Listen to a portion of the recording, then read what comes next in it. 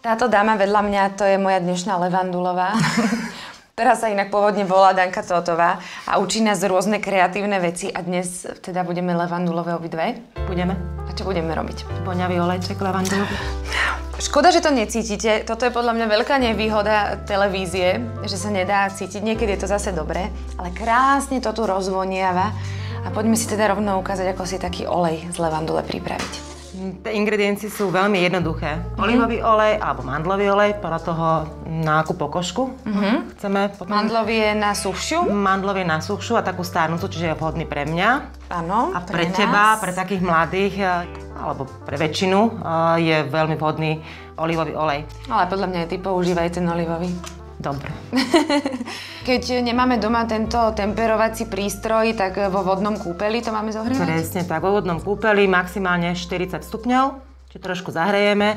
No a keďže budeme robiť levandulový olejček, tak máme tu bylinky. Máš ho, Bretuška? Áno, toto máme. Tak. No levandulu teraz asi ešte nenazbierame nikde, ona vlastne kvitne až v lete. V lete, ale... Ale dá sa kúpiť. Dá sa kúpiť, čiže... Jak z toho sa zaspávať, tak keby náhodou ospravedlňujem sa. Nasypeme do fľašky, lebo v tom budeme v podstate tie bylinky macerovať. Čo ich budeme? Budeme ich lúhovať. A ako dlho to budeme teda lúhovať? 2-3 týždne. Čiže na to deci toho zohriatého oleja potrebujeme také 2 lyžice levandule. Nalejeme a potom len dáme nejaký štuplík. A na tmavom, chladnom mieste, nie do ladničky, v nejakom chladnejšom, tmavom mieste. Špajzičke alebo nejakej skrinke.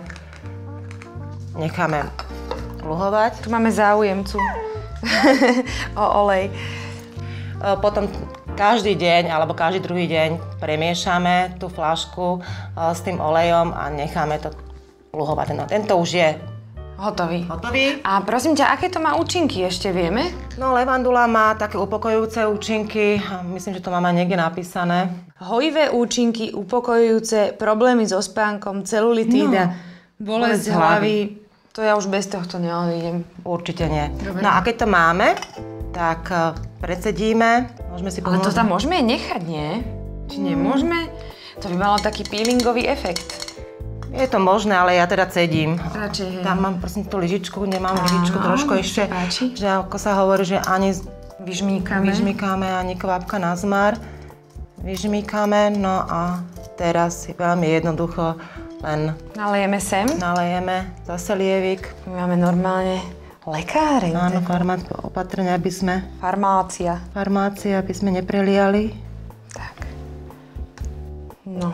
A keďže ja všetko robím kreatívne, v darčekovom balení. Chcela som to týmto zavrieť, to asi nepôjde. Tak to dáme do levandulového vrecúška. Levandulového vrecúška. Šup. Tak, a je to. No dobre, no ja idem a vrátim sa zahojená, upokojená, vyspatá, bez celulitídy a bolavej hlavy. Tak ďakujem za všetky tieto účinky lahodného typu levandulového oleja. Ďakujem ti, Danka. Nemá za čo.